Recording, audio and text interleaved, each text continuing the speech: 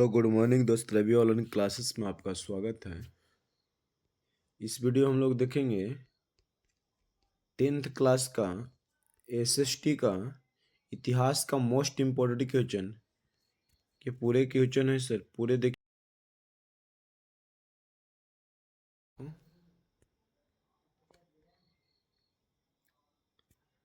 पहला क्वेश्चन है, यूरोपियन इतिहास में घेटों का क्या अर्थ था। प्यारे बच्चों, यूरोपियन इतिहास में घेटों का क्या अर्थ था। घेटो शब्द का व्यवहार मूलतः मध्यकालीन यूरोपीय शहरों में यहूदीय बस्तियों के लिए किया गया। घेटो शब्द का प्रयोग के मध्यकालीन यूरोपीय शहरों में किसके लिए किया गया था? यहूदियों के बस्तियों के लिए किया गया। परंतु वर्तमान संदर्भ में यह विशेष धर्म, प्रजाति, जाति, समान पहचान वाले लोगों के एक साथ रहने वाले स्थान को इंगित करता है। दोस्तों फिर से, घेटो शब्द का व्यवहार मध्यकालीन यूरोपीय शहर में यहूदियों बस्तियों के लिए किया गया था, परंतु वर्तमान समय में एक विशेष धर्म, प्रजाति, जाति, समान पहचान वाले लोगों के एक साथ रहने वाले के इंगित करता है।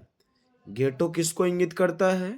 तो विशेष धर्म, प्रजाति, जाति, समान पहचान वाले लोगों के एक साथ रहने वाले स्थानों को इंगित करता है। मेटाधनिक युग क्या है? मेटाधनिक युग से आप क्या समझते हैं? दोस्तों मेटाधनिक ऑस्ट्रिया के चांसलर था। ऑस्ट्रिया के चांसलर कौन था? तो मेटाधनिक। कौन था? मेटाधनिक। 1815 से 1848 ईस्वी तक के काल को मेटाधनिक युग कहा जाता है। यूरोप में 1815 से 1848 तक के काल को मेटाधनिक युग के नाम से जाना जाता है। मेटाधनिक निरंकुश राजतंत्र में विश्वास रखता था। मेटाधनिक किस पे विश्वास रखता था? तो निरंकुश राजतंत्र में विश्वास रखता था और क्रांति का घोर विरोधी था। वह क्रांति का कट्टर शत्रु था, क्रांति विरोधी था, भावनाओं का समर्थक था। वह राजा के दैवीय अधिकारों में विश्वास रखता था। राजा के दैवीय अधिकारों पे कौन विश्वास रखता था? तो मेटाधनिक। राष्ट्रवाद क्या है? तो राष्ट्रवाद किसी विशेष भौगोलिक, सांस्कृतिक या सामाजिक परिवेश में रहने वाले लोगों के बीच व्याप्त एक भावना है जो उनमें परस्पर प्रेम और एकता को समर्पित करती है। यह भावना आधुनिक विश्व में राजनीतिक पुनर्जागरण का परिणाम है। जर्मनी के एकीकरण की बाधाएं क्या थी? दोस्तों जर्मनी के एकीकरण की निम्नलिखित बाधाएं थी। जर्मनी के एकीकरण की निम्नलिखित बाधाएं थी। जर्मनी में लगभग 300 छोटे छोटे राज्य थे। जर्मनी में लगभग कितने छोटे छोटे राज्य थे दोस्तों? तो 300 छोटे छोटे राज्य थे। इन राज्यों में व्याप्त राजनीतिक, सामाजिक और धार्मिक विषमताएं थे। जो राज्य थे उनमें व्याप्त राजनीतिक, सामाजिक और धार्मिक विषमताएं थे। तीनों में एक मत नहीं था। राष्ट्रवाद की भावना का अभाव था। जर्मनी के जनता के पास राष्ट्रवाद का भावना था, जो आपस में राष्ट्रवाद नहीं कर सकते थे उन लोग। ऑस्ट्रिया का हस्तक्षेप तथा मेटाधनिक का प्रतिक्रियावादी नीति था। ये जर्मनी के कर्ण की बाधाएं थी। शीत युद्ध से आप क्या समझते हैं? द्वितीय विश्व युद्ध के पश्चात पूंजीवादी राष्ट्र अमेरिका एवं साम्यवादी राष्ट्र रूस के बीच द्वितीय विश्व युद्ध 1939 से 1945 ईस्वी तक चला। तो द्वितीय विश्व युद्ध के पश्चात पूंजीवादी राष्ट्र कौन था? अमेरिका और साम्यवादी राष्ट्र रूस के बीच प्रत्यक्ष रूप से युद्ध न होकर वाकदंत के द्वारा एक दूसरे के नीचे दिखाने की कोशिश करते थे। प्रत्यक्ष युद्ध कभी भी हो सकता था। इसे ही शीत युद्ध के नाम से जाना जाता है। क्वेश्चन नंबर 6, 1848 की फ्रांसीसी क्रांति के कारण क्या थे? 1848 की फ्रांसीसी क्रांति के कारण क्या थे? तो 1848 के फ्रांसीसी क्रांति के प्रमुख कारण थे मध्यम वर्ग का शासन पे अभाव था। मध्यम वर्ग का शासन पे अभाव था। राजनीतिक दलों में संगठन का अभाव था। 1848 की फ्रांसीसी कानून में मध्यम वर्ग का शासन पे अभाव था।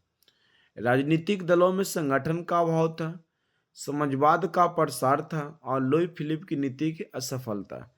इस क्रांति का सबसे प्रमुख कारण लुई फिलिप की नीति और जनता में उनके प्रति असंतोष था। जनता लुई फिलिप के प्रति भरोसा नहीं करते थे। वह जनता के तत्कालीन समस्याओं को सुलझाने में असमर्थ रहा, जिसके कारण क्रांति का सूत्रपात हुआ था। 1830 की जुलाई क्रांति का फ्रांस पर क्या प्रभाव, या फ्रांस पर प्रभाव पूछ रहा है। 1830 की जुलाई क्रांति 1830 की जुलाई क्रांति के परिणाम स्वरूप फ्रांस में निरंकुश राजशाही का शासन संवैधानिक गणतंत्र ने लिया।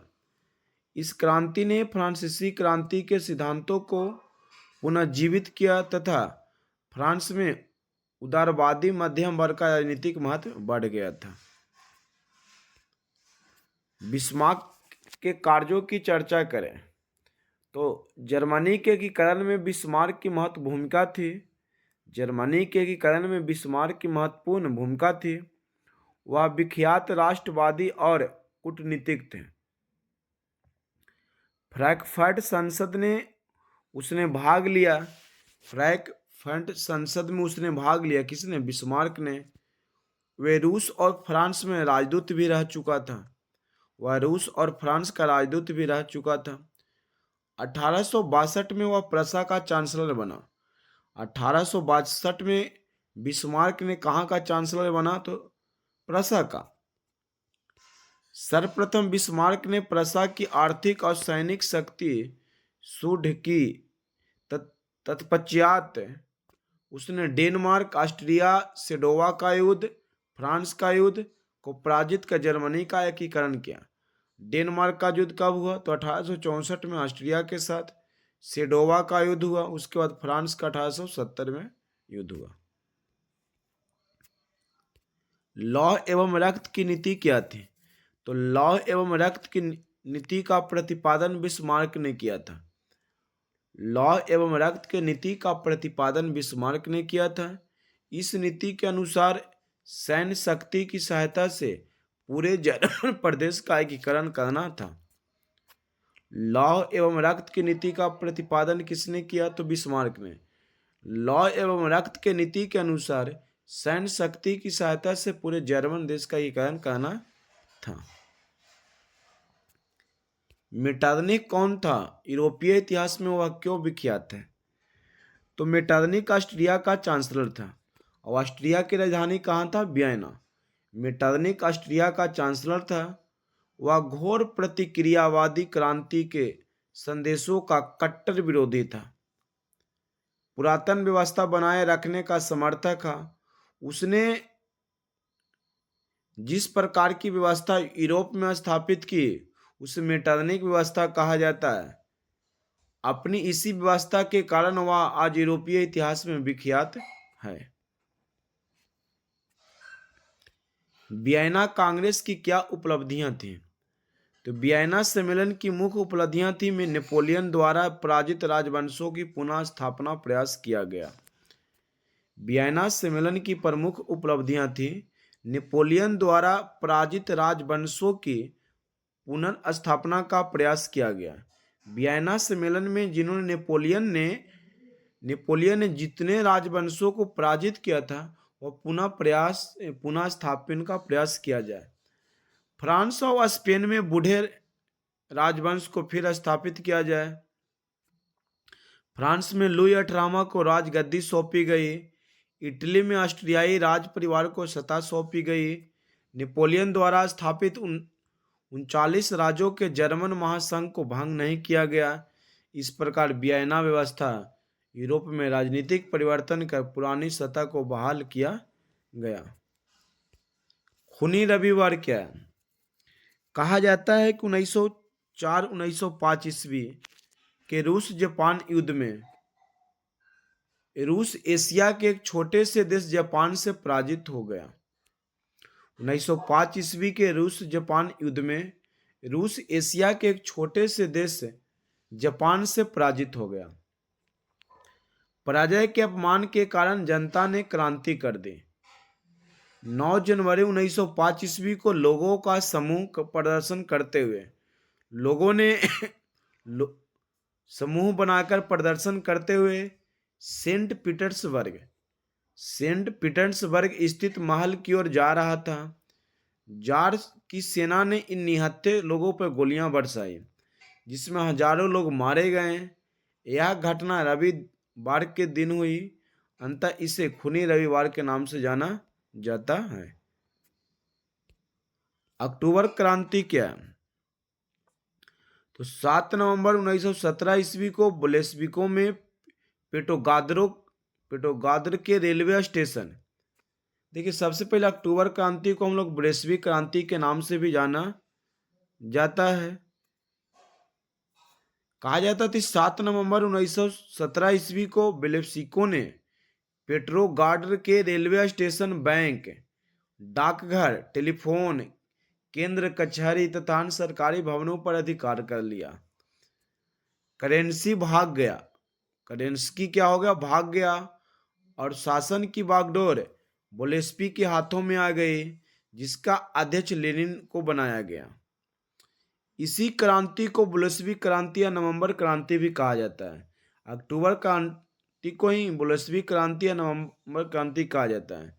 इसे अक्टूबर क्रांति भी कहा जाता है क्योंकि पुराने कैलेंडर के अनुसार यह 25 अक्टूबर 1917 ईस्वी की घटना थी।